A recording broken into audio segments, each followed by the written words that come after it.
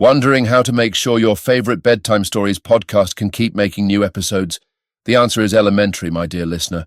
If you're enjoying the podcast and never miss an episode, we invite you to become a Spotify supporter through the link in the show notes. Your support helps us cover the costs of creating this podcast and ensures we can continue bringing you the best Sherlock Holmes bedtime experience, completely free.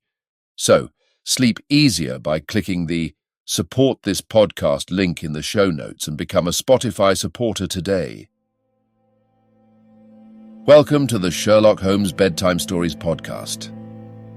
Each episode is a section from a classic, comforting Sherlock Holmes story with relaxing music to help you fall asleep. If you like the Sherlock Holmes Bedtime Stories podcast, please follow us on Spotify and YouTube. These are great zero-cost ways to support the podcast. Please leave a 5-star rating for the Sherlock Holmes Bedtime Stories podcast on Spotify and Apple Podcasts, and press the like button on YouTube. If you have comments or suggestions for the Sherlock Holmes Bedtime Stories podcast, please leave a review with your thoughts. There are a few ways to do this. On Spotify, leave a comment in the episode's Q&A under the question, "What did you think about this episode?" On YouTube, leave a comment on an episode video. And on Apple Podcasts, write a review for the show. We do read every review and comment and want to make sure this podcast helps you get a good night's sleep.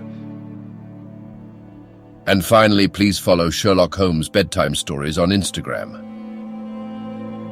We post about upcoming episodes, fun facts from the world of Sherlock Holmes, and tips to help you get a good night's sleep. Again, it's Sherlock Holmes Bedtime Stories on Instagram. Thank you for joining us this evening.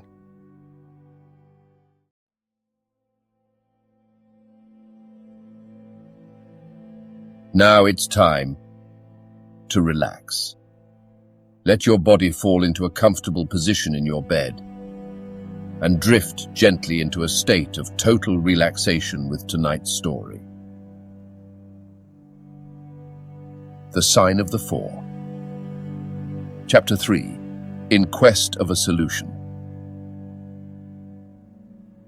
It was 5:30 before Holmes returned.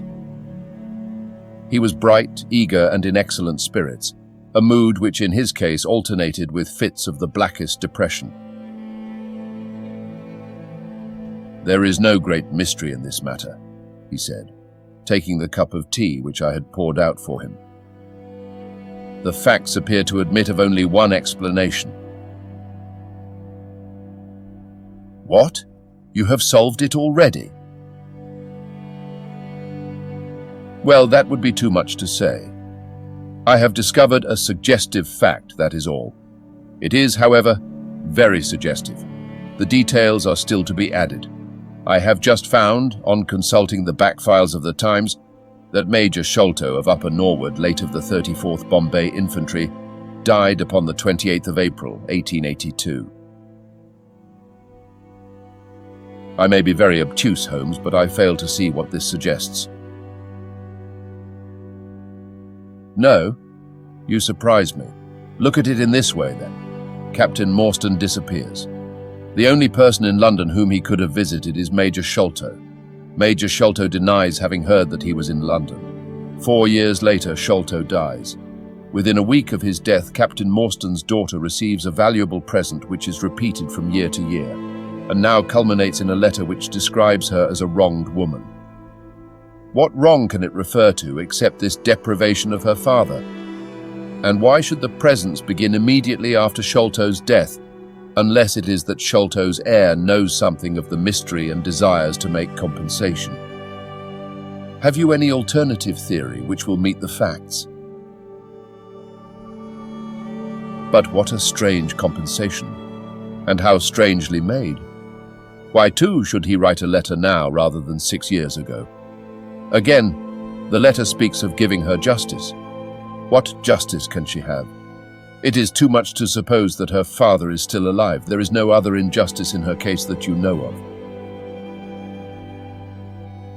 There are difficulties. There are certainly difficulties. said Sherlock Holmes pensively, "but our expedition of tonight will solve them all. Ah, here is a four-wheeler, and Miss Morstan is inside. Are you all ready? Then we had better go down, for it is a little past the hour." I picked up my hat and my heaviest stick, but I observed that Holmes took his revolver from his drawer and slipped it into his pocket. It was clear that he thought that our night's work might be a serious one. Miss Morstan was muffled in a dark cloak, and her sensitive face was composed but pale. She must have been more than woman if she did not feel some uneasiness at the strange enterprise upon which we were embarking, yet her self-control was perfect, and she readily answered the few additional questions which Sherlock Holmes put to her. "Major Sholto was a very particular friend of Papa's," she said. "His letters were full of allusions to the Major. He and Papa were in command of the troops at the Andaman Islands, so they were thrown a great deal together. By the way, a curious paper was found in Papa's desk which no one could understand. I don't suppose that it is of the slightest importance, but I thought you might care to see it, so I brought it with me. It is here." Holmes unfolded the paper carefully and smoothed it out upon his knee. He then very methodically examined it all over with his double lens. "It is paper of native Indian manufacture," he remarked. "It has at some time been pinned to a board. The diagram upon it appears to be a plan of part of a large building with numerous halls, corridors and passages.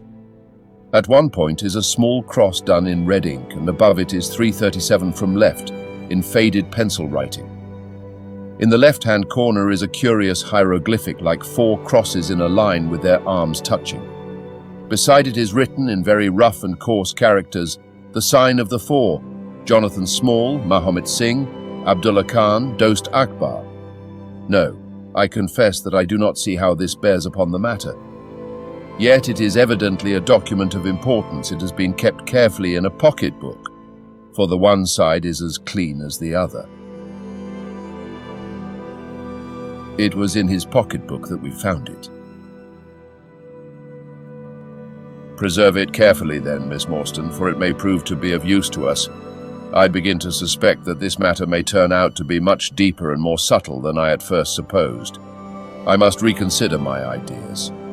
He leaned back in the cab, and I could see by his drawn brow and his vacant eye that he was thinking intently. Miss Morstan and I chatted in an undertone about our present expedition and its possible outcome, but our companion maintained his impenetrable reserve until the end of our journey. It was a September evening, and not yet 7 o'clock, but the day had been a dreary one, and a dense, drizzly fog lay low upon the great city. Mud-coloured clouds drooped sadly over the muddy streets. Down the Strand, the lamps were but misty splotches of diffused light which threw a feeble circular glimmer upon the slimy pavement. The yellow glare from the shop windows streamed out into the steamy, vaporous air, and threw a murky, shifting radiance across the crowded thoroughfare. There was, to my mind, something eerie and ghost-like in the endless procession of faces which flitted across these narrow bars of light, sad faces and glad, haggard and merry. Like all humankind, they flitted from the gloom into the light, and so back into the gloom once more. I am not subject to impressions, but the dull, heavy evening, with the strange business upon which we were engaged, combined to make me nervous and depressed. I could see from Miss Morstan's manner that she was suffering from the same feeling. Holmes alone could rise superior to petty influences. He held his open notebook upon his knee, and from time to time he jotted down figures and memoranda in the light of his pocket lantern. At the Lyceum Theatre, the crowds were already thick at the side entrances.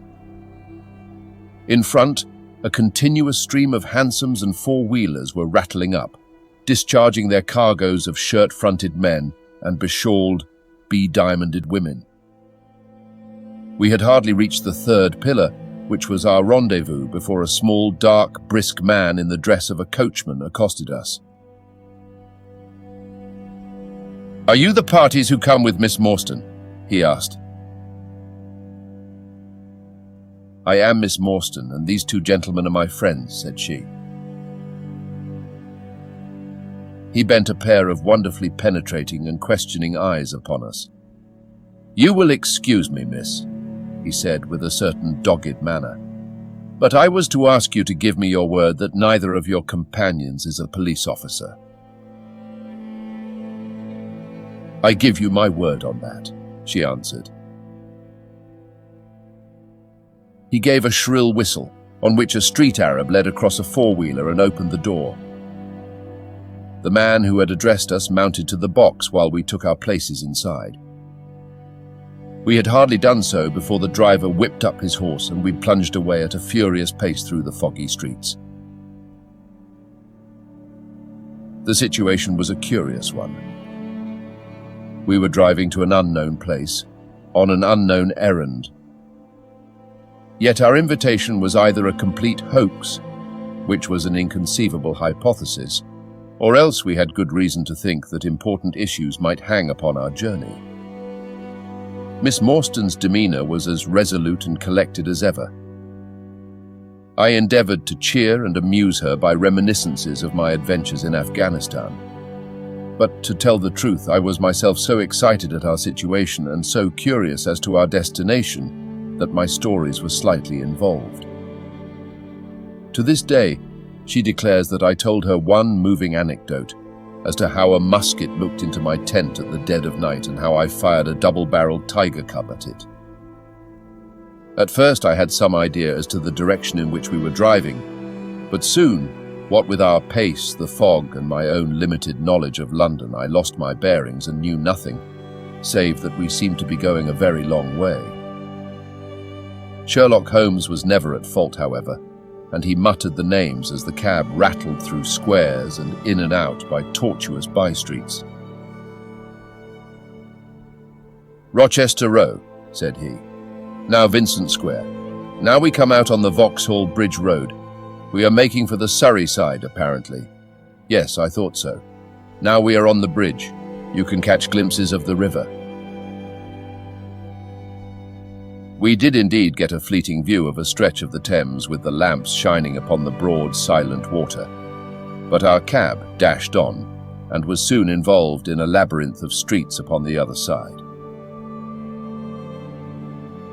"Wordsworth Road," said my companion.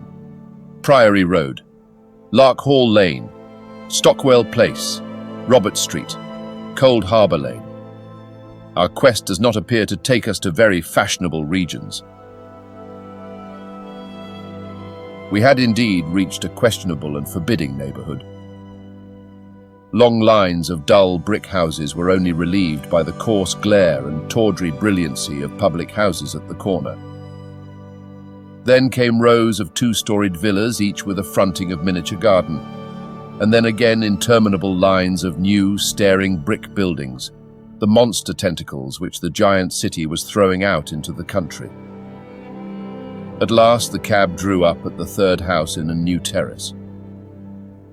None of the other houses were inhabited, and that at which we stopped was as dark as its neighbours, save for a single glimmer in the kitchen window. On our knocking, however, the door was instantly thrown open by a Hindu servant clad in a yellow turban, white loose-fitting clothes, and a yellow sash. There was something strangely incongruous in this oriental figure framed in the commonplace doorway of a third-rate suburban dwelling house. "The Sahib awaits you," said he, and even as he spoke there came a high, piping voice from some inner room. "Show them into me, Kitmutgar," it cried. "Show them straight into me."